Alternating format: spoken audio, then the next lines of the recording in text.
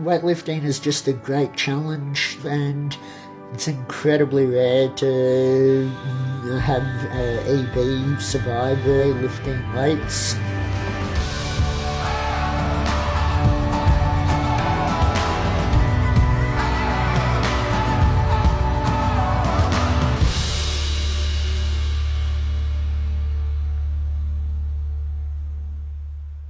Everything in life potentially is painful. It's just a matter of risk versus reward and working out if it's something I really want to do, then I'm going to find a way to do it every single time. My name is Dean Clifford and I'm 38 years old. I was born with a very rare genetic skin condition called epidermolysis bullosa, junctional. The way I describe it to people that I just meet is my skin is basically as strong as tissue paper or as strong as butterfly wings. So the slightest little movement will create a blister or create a tear in my skin that will become ulcerated and become a nightmare to deal with. It's sort of equivalent to living with third-degree burns every single day. As a very young child, I was always aware that something different was happening to my skin. The doctors treated me, openly sort of suggested that my life expectancy wasn't more than a few years. When Dean was first born, he was a beautiful baby, good weight, normal delivery. The roller coaster started about 4 or 5 days after birth.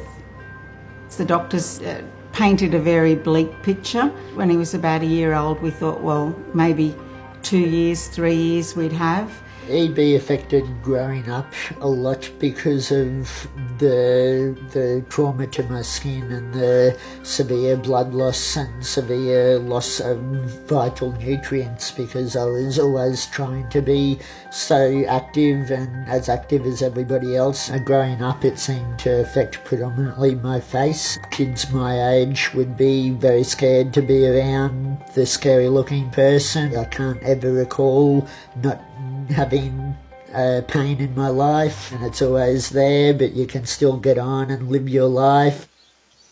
Good day, mate. Yeah, good to see you. Ready to lift some weights? Let's get out of this heat.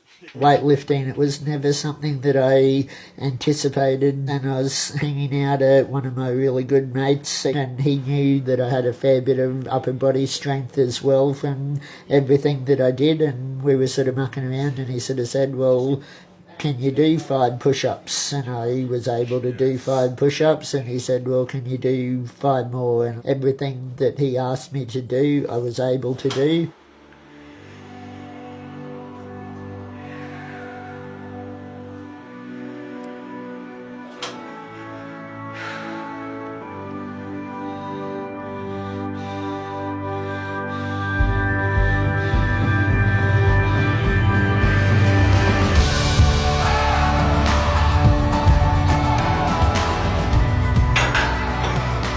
We started off with no weights, and by the end of that sort of hour gym session, I was lifting my body weight and bench pressing my body weight, and that's something that most people have to spend weeks and months and years training to build up their strength to be able to do.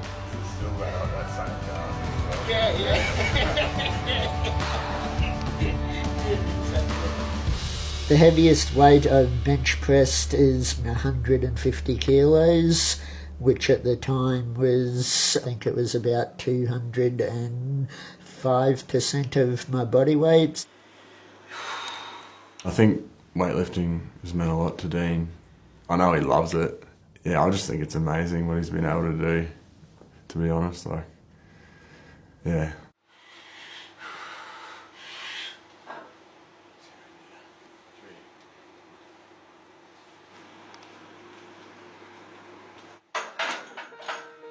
Is it painful to do weightlifting with EB? Everything in life is painful, from the smallest things to the biggest things. So yes, weightlifting is incredibly painful. I would say to him sometimes, you know, just take it easy. But no, if he wanted to do something, he was going to do it.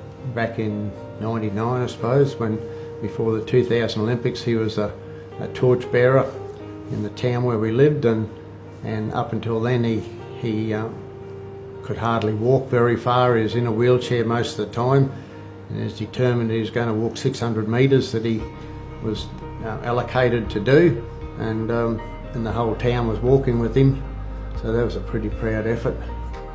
So I've recently been selected to be a participant in the Queen's Baton Relay in the 2018 Commonwealth Games, which is a huge thrill to me to be able to almost recreate the achievement of the 2000 Olympic torch run. Driving around, he's doing what he wants, he's got a job that he loves motivational speaking.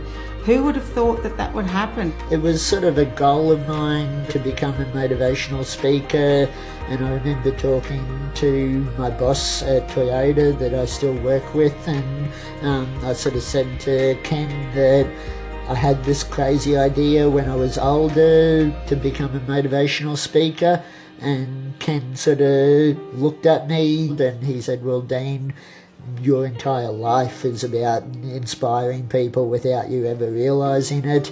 If you don't think you're a motivational speaker already, you're kidding yourself.